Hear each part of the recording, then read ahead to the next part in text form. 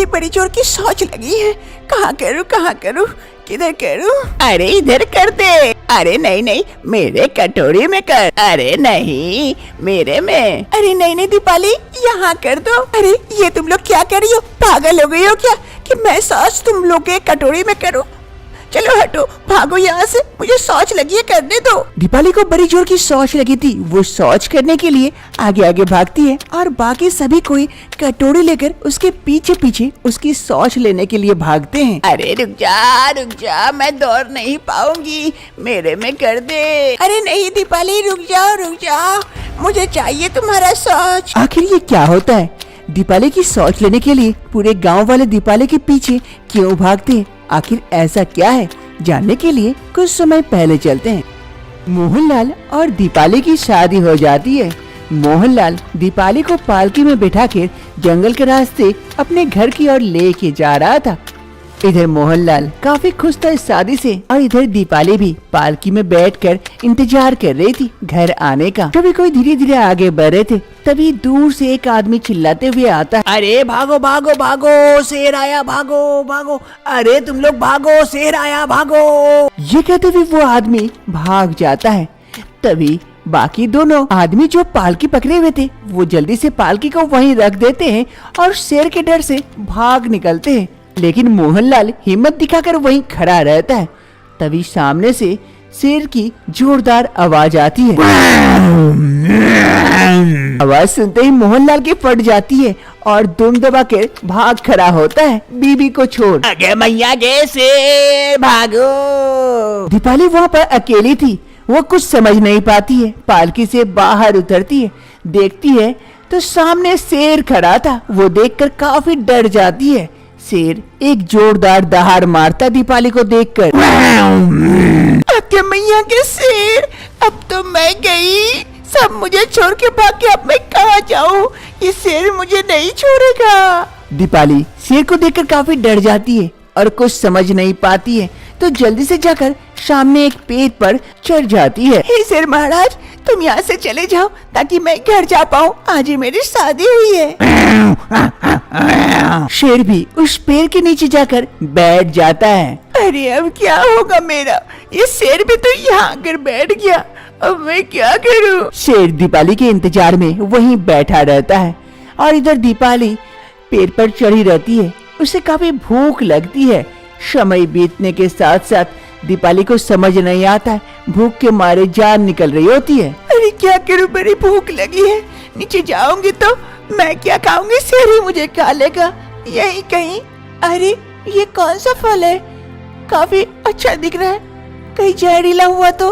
अरे जहर से तो बाद में मरूंगी, पहले शेर खा जाएगा, नीचे उतरी तो इसी को खा के काटती हूँ समय। दीपाली उस पेड़ से फल तोड़ती है और उसी फल को खाकर समय काटती है। धीरे धीरे रात हो जाती है। दीपाली भी पेड़ के ऊपर चढ़ के इंतजार करती है शेर के जाने का, लेकिन शेर वहीं पर बैठा रहता है दीपाली के इंतजार में।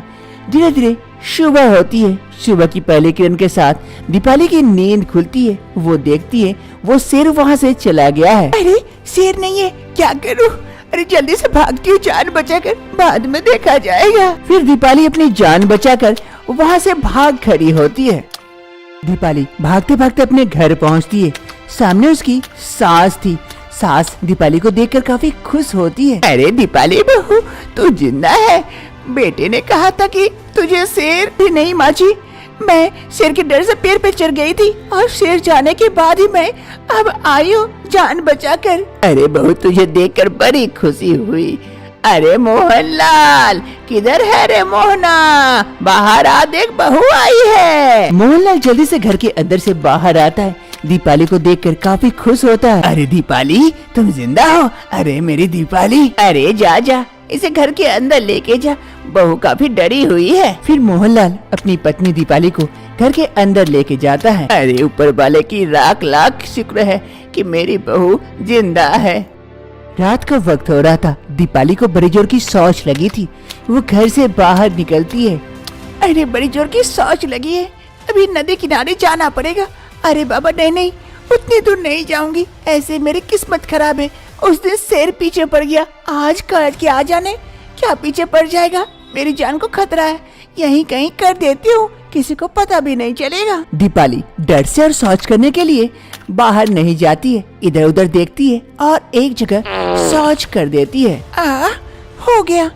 अरे ऐसे शौच खुला रहेगा तो महक भी आएगी और सबको दिखेगा भी। क्या करूँ, अगल बगल की मिट्टी डाल देती हूँ, किसी को पता नहीं चलेगा। फिर दीपाली शौच के ऊपर अगल बगल से मिट्टी लेकर अच्छे से ढक देती है और घर के अंदर चली जाती है। सुबह की पहली किरण के साथ मोहनलाल घर के बाहर आता है और एक पौधे को देखकर अपनी माँ को आवाज लगाता है। अरे माँ, माँ कहाँ हो, जल्दी आना बाहर। मोहनलाल की माँ रानू देवी जल्दी से बेटे की आवाज सुन बाहर आती है। अरे हाँ बेटा, क्या हो गया, सुबह सुबह क्या चिल्ला रहा है? अरे माँ, ये कौन सा पौधा लगा दी, कल तक तो मुझे दिखा नहीं था, रातों रात इतना बड़ा हो गया। अरे बेटा, मैंने तो कोई पौधा नहीं लगाई, कल तो कुछ भी नहीं था, आज यहाँ पर इतना बड़ा पौधा कैसे हो गया? शायद बहू लगाई है क्या? बहू से पूछती हूँ। अरे बहू, बहू। अपनी सास की आवाज सुन दीपाली घर से बाहर आती। हाँ माँ जी, क्या हुआ? अरे बहू, ये पौधा तू लगाई है क्या? देख रातों रात इतना बड़ा हो गया। दीपाली उस पौधे को देखकर शॉक्ड हो जाती है, क्योंकि कल रात को शौच दीपाली वहीं पर की थी और पौधा इतना बड़ा हो गया। नहीं पता माँ जी, कैसे इतना बड़ा पौधा हो गया? अरे माँ, किसी को पता नहीं है तो उखाड़ के फेंक देता हूँ बाहर। अरे नहीं नहीं बेटा, रहने दे, रातों रात इतना बड़ा पौधा हुआ है, शायद कुछ फायदा ही दे। फिर सभी कोई अपने अपने कामों में व्यस्त हो जाते हैं। दूसरी सुबह फिर से मोहनलाल आवाज लगाता अपनी माँ को। माँ, दीपाली जल्दी आओ बाहर देखो। मोहनलाल की आवाज सुन दीपाली और उसकी सास दोनों दौड़े दौड़े घर से बाहर आती। अरे बेटा, आज क्या हो गया फिर अनहोनी? अरे माँ देखो देखो, उस पौधे में पैसे निकल आए हैं और दूसरा पौधा भी निकल आया है बगल से। अरे हाँ, ये तो पैसे देने वाला पौधा है, लेकिन यहाँ कैसे हमारे घर में? तभी इधर दीपाली सोचती है, अरे वहाँ उस दोनों जगह तो मैं शौच की थी, वही शौच से ये पौधा निकल आया और पौधे से पैसे हो रहे, ये तो मेरा जादुई शौच हो गई। अरे बहू देख, हमारे घर पैसों का पेड़ लगाया है, तुझे पता है कैसे हुआ ये सब? अरे हाँ माँ जी, मुझे पता है। कैसे दीपाली, कैसे? जल्दी बताओ जल्दी बताओ, हमें और भी पौधे लगाने हैं, अब तक घर में ही पैसा छापूंगा। फिर दीपाली अपनी सारी बातें अपनी सास और पति को बता देती है। ये सुनने के बाद, क्या ऐसा हो सकता है कि शौच से एक पौधा निकला और उससे पैसे आ रहे हैं? ये मुमकिन है? हाँ जी, मैं सच कह रही हूँ, विश्वास नहीं हो रहा है तो कल देख लीजिएगा, कल मैं शौच करूंगी, उसी से पौधा निकल आएगा और उसी से पैसे भी आएंगे। ठीक है, कल ही देखा जाएगा कि तुम सच कह रही हो या झूठ।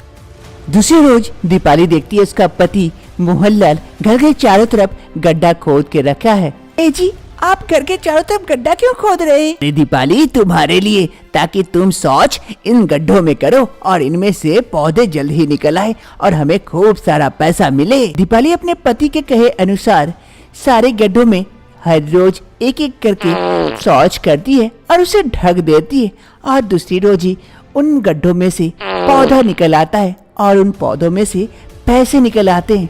दीपाली का घर चारों तरफ से पौधों से भर चुके थे और उन पौधों में पैसे लगे हुए थे। ये देखकर दीपाली, उसका पति मोहनलाल और उसकी सास रानू देवी काफी खुश होते हैं।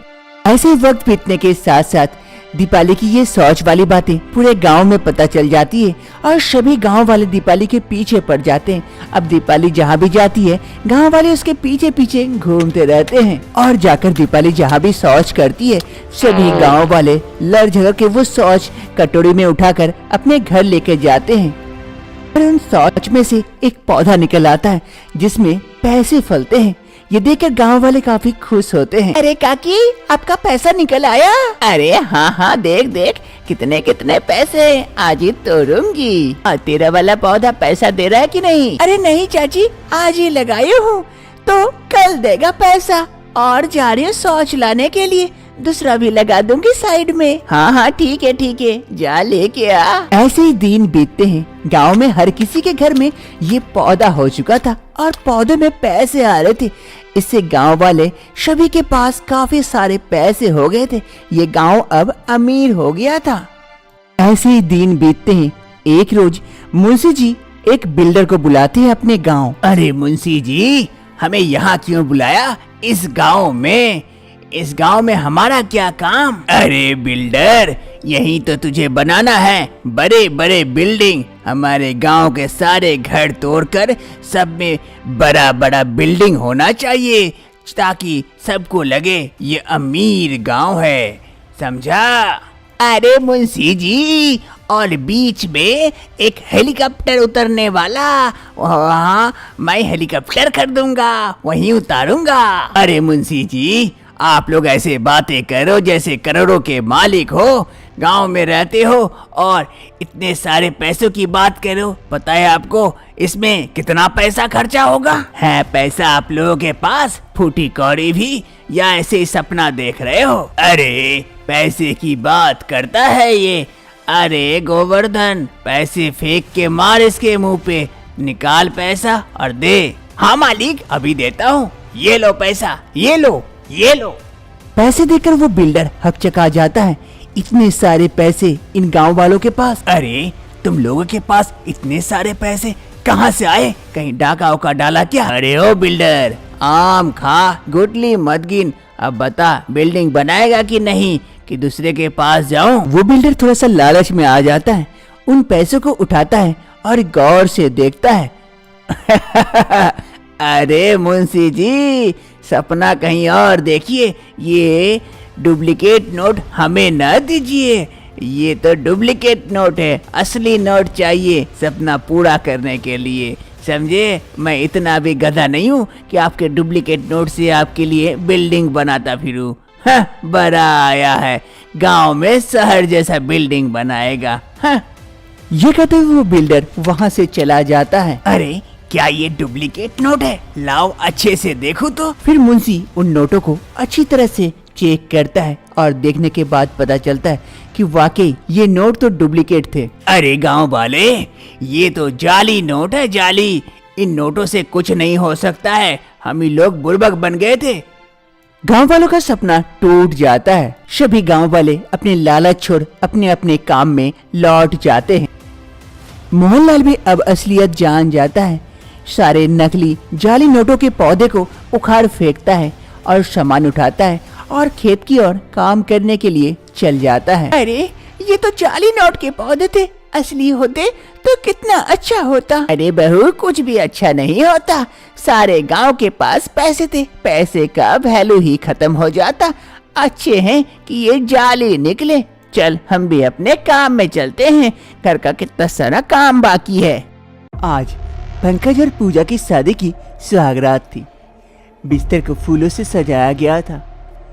दूध का ग्लास लिए घूंघट ओढ़े पूजा नहीं बल्कि पंकज बैठा हुआ था और अपनी पत्नी पूजा का इंतजार कर रहा था कि कुछ ही समय में पूजा आती है, हाथों में गुलाब का फूल लिए। आज इस घूंघट में काफी सुंदर दिख रहे हो, जच रहे हो। ये फूल कबूल कर लो, इससे तुम्हारी सुंदरता और बढ़ जाएगी। अरे पूजा, पहले ये घूंघट तो हटाओ। अरे हटाती हूँ, थोड़ा धैर्य तो रखो। फिर पूजा पंकज का घूंघट हटाती है। ये लो पूजा, दूध पी लो, शगुन के लिए अच्छा होता है और सेहत के लिए भी। हाँ, सही कह रहे हो, लाओ दूध पी लेती हूँ आज। फिर पूजा पंकज से दूध का गिलास ले लेती है और दूध पीने लगती है। आखिर ये कैसा नियम है कि पति को घूंघट में रहना पड़ता है? आखिर क्या होता है जो पंकज घूंघट में आने के लिए तैयार हो जाता है? जानने के लिए कुछ महीने पहले चलते हैं। ये है सेठ मोहनलाल, जो कि बहुत ही बड़े कंपनी के मालिक थे और पंकज मोहनलाल के पास ही काम करता था, एक छोटा सा एम्प्लॉय था। Good morning sir. सर, आपने ये फाइल मंगाया था, ये एक बार चेक कर लीजिए, प्रोजेक्ट का सारा काम हो गया है। पंकज मोहनलाल का खास आदमी था। मोहनलाल पंकज पर काफी विश्वास करते थे और घर की सारी बात पंकज से शेयर भी किया करते थे। अरे पंकज, आओ आओ, बैठो बैठो। फिर पंकज जाकर कुर्सी पे बैठ जाता है। अरे सर, क्या बात है, आज आप काफी परेशान नजर आ रहे हैं। अरे पंकज, तुमसे और क्या छुपाऊं, बात ही कुछ ऐसी है। बेटी शादी लायक हो गई है, लेकिन किसी को पसंद नहीं कर रही है, न जाने क्यों। अब मेरी भी उम्र हो गई है, मैं चाहता हूँ मैं उसके लिए कोई घर जमाई लेके आऊं और सारी कंपनी उसी के नाम कर दूंगा। वो अब देखेगा इस कंपनी को और आगे लेके जाएगा। लेकिन ऐसा लड़का मिलेगा तब तो। अगर तुम्हारी नज़र में हो पंकज तो जरा बताना मुझे, और देखता हूँ बेटी को राजी कर पाता हूँ या नहीं। अरे सर, आप कहे तो क्या मैं मैम साहब से बात करके देखूं? अरे हाँ हाँ, क्यों नहीं, तुम बात करोगे। अगर हो सके तो वो तुम्हें बता दे कि उसे कैसा लड़का पसंद है तो बड़ी अच्छी बात होगी। देखना जरा बात करके। ठीक है सर, मैं आता हूँ। ये कहते हुए पंकज वहाँ से चला जाता है और इधर सेठ मोहनलाल अपनी बेटी की शादी को लेकर काफी परेशान रहते हैं। ये है मोहनलाल की बेटी पूजा। आज पंकज पूजा को पार्क लेके आया था बात करने के लिए। अरे पूजा, क्या बात है, तुम शादी के लिए क्यों नहीं मान रही हो? पापा इतने परेशान हैं। अरे पंकज, तुम्हें अच्छे से पता है कि मैं किसी और से शादी नहीं कर सकती। मैं तो तुमसे प्यार करती हूँ और तुम ही कह रहे हो ये बात। अरे हाँ बाबा, मुझे पता है, लेकिन मैं तुम्हारे पापा से कैसे कह दूं कि आपकी बेटी से मैं प्यार करता हूँ? वो मानेंगे? कभी नहीं मानेंगे इस रिश्ते को। अरे मान जाएंगे, लेकिन मैं नहीं चाहती कि तुम घर जमाई बनकर मेरे कह रहा हो। तुम ऐसा कुछ काम करो ताकि मैं शादी करके तुम्हारे घर जाऊं। तभी इधर पंकज मनी मन सोचता है, अरे अगर मैं शादी करके इसके घर चला जाऊं, सारी संपत्ति मेरी हो जाएगी, पूरे बड़े कंपनी का मालिक बन जाऊंगा। और ये पगली मानने को तैयार नहीं है, कैसे मनाऊं? अरे पूजा, अब किस्मत किस्मत की बात है, जिसके किस्मत में जो लिखा होता है वही होता है, क्या कर सकते हैं। अरे नहीं पंकज, तुम समझ नहीं रहे हो। हमारे घर का अजीबोगरीब नियम है जो तुम कभी मान नहीं सकते। क्या? ये कौन सा नियम है? मैं तुम्हारे प्यार के खातिर सारे नियम को मान सकता हूँ। क्या सच में? सच में तुम मुझसे प्यार करते हो और मेरे सारे नियमों को मान लोगे? अरे हाँ पूजा, हाँ, मैं तुमसे प्यार जो करता हूँ, आज ही तुम्हारे पापा से मैं बात करता हूँ। पूजा और पंकज दोनों काफी खुश हो जाते हैं। एक रोज सेठ मोहनलाल अपने हॉल में बैठे हुए थे, तभी पंकज आता है। Good morning sir. अरे पंकज, तुम यहाँ अचानक सुबह सुबह, कंपनी में कोई दिक्कत तो नहीं हो गई ऑफिस में? अरे नहीं नहीं सर, ऐसी कोई दिक्कत नहीं हुई है, बस थोड़ी सी बात करने आया था आपसे, वो आपकी बेटी पूजा के बारे में, उसकी शादी के बारे में। अरे पंकज, खड़े क्यों हो? बैठो बैठो, बहुत अच्छी खबर है, बैठो बैठो। हाँ हाँ बताओ, अब कोई अच्छी खबर है क्या? कोई लड़का मिला वैसा? हाँ सर, मिला तो है, लेकिन आपको पसंद आएगा या नहीं वो नहीं बता सकते हैं। अरे पंकज, तुम्हारी पसंद मतलब मेरी पसंद। अब बताओ बताओ, कौन सा लड़का है, क्या काम करता है, कहाँ रहता है, देखने में कैसा है? पूजा को पसंद तो आएगा ना? सर, लड़का आपके सामने बैठा है। लड़का मेरे सामने बैठा है? मतलब कि तुम हो क्या? हाँ सर, मैं ही हूँ। मैं आपकी बेटी पूजा से शादी करने को तैयार हूँ और पूजा को भी ये रिश्ते में कोई दिक्कत नहीं है। हम दोनों एक दूसरे से प्यार करते थे, लेकिन आपको कहने से डरते थे। क्या ये सच है? तो बहुत बड़ी खुशखबरी है। मैं अभी पूजा से भी बात कर लेता हूँ। अरे पूजा बेटा जरा यहाँ आना। अपने पापा मोहनलाल की आवाज सुन पूजा वहाँ पर जल्दी जल्दी से आ जाती है। हाँ पापा, कहिए। अरे पूजा बेटा, पंकज जो कह रहा है क्या ये सच है? तुम दोनों एक दूसरे से प्यार करते हो और शादी करना चाहते हो? हाँ पापा, मैं पंकज से प्यार करती हूँ और इससे शादी करना चाहती हूँ। चलो अच्छी बात है, पंकज भी अच्छा लड़का है, अच्छी पसंद है। चलो बेटा, अब तुम थोड़ा सा अंदर जाओ, मैं पंकज से थोड़ा सा बात कर लूँ। फिर पूजा वहाँ से चली जाती है। तभी सेठ मोहनलाल कहता है, अरे पंकज देखो, अब तुम मेरी बेटी से शादी करोगे, मेरे जमाई बन जाओगे, फिर ये सारी कंपनी तुम्हारी होगी। लेकिन हमारे भी कुछ नियम कानून हैं घर जमाई बनने के, तो तुम्हें वो नियम मानना होगा, तभी तुम पूजा से शादी कर सकते हो। ठीक है सर, मैं पूजा से प्यार करता हूँ और पूजा के खातिर सारे नियम कानून मानने को तैयार हूँ। फिर मोहनलाल पंकज से सारी बातें कह देता है, जो भी उसके नियम कानून थे घर जमाई बनने के। ये सुनने के बाद पंकज का मुंह सूख जाता है। मोहनलाल तो वहाँ से उठ के चला जाता है, लेकिन पंकज सोचते रहता है, अरे ये कैसा नियम है? ये सब भी नियम होता है क्या? कुछ दिनों के बाद पंकज और पूजा की शादी करा दी जाती है। पंकज सारे नियम मान लेता है और उनकी शादी हो जाती है। अरे पंडित जी, अच्छे से मंत्र पढ़े ना, ये जोड़ी 7 जन्मों तक बना रहे और मेरी बेटी हमेशा खुश रहे। अरे जजमान चिंता ना करे, मैंने ऐसे मंत्र मारा है कि 7 जन्मों तक ये रिश्ता नहीं टूटेगा और आपकी बेटी खुशी खुशी रहेगी। चलिए अच्छा, अब मैं निश्चिंत हूँ। वर्तमान समय शादी की दूसरी सुबह सेठ मोहनलाल और उसकी बेटी पूजा दोनों हॉल में बैठे हुए थे और यहाँ चाय लेकर पंकज पहुँचता है घूंघट में। चाय चाय चाय आ गया, लीजिए पापा चाय पीजिए।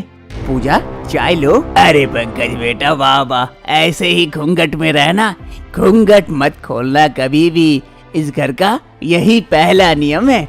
एक काम करो, चाय यहाँ रख दो और जाओ हम लोगों के लिए कुछ बढ़िया सा नाश्ता बना के लेके आओ। पंकज चाय टेबल पर रख देता है और जाता है नाश्ता बनाने के लिए। और इधर सेठ मोहनलाल और उसकी बेटी पूजा दोनों चाय का मजा लेते हैं। पंकज किचन में आकर नाश्ता बना रहा होता है और सोचता है, अरे मैंने सोचा था घर जमाई बन के ऐश करूंगा, राज करूंगा, सारी कंपनी का मालिक भी बन जाऊंगा, लेकिन ये क्या, मुझे नियमों तले दबा दिया गया। मैं तो खुद घूंघट में आ गया, कैसे निकलूं इस घूंघट से बाहर। पंकज ये सब सोच रहा होता है और नाश्ता बना रहा था, तभी उसकी बीबी पूजा वहाँ पहुँच जाती है। अरे पंकज, अभी तक तुम्हारा नाश्ता नहीं बनाया हुआ है, कितने लेट लगाओगे? हमें भूख लगी है, पापा भी कब से इंतजार कर रहे, जल्दी बना के लेके चलो। हाँ हाँ हो ही गया, लेके जा ही रहा था, चलो चलो मैं आता हूँ। फिर पंकज नाश्ता उठाता है और लेके जाता है सर्व करने के लिए। क्या आप लोग भी घर जमाई बनना चाहते हैं और ऐश करना चाहते हैं? कमेंट में जरूर बताएं, कहीं आपकी हालत भी ऐसी ना हो जाए घूंघट में पति जैसी।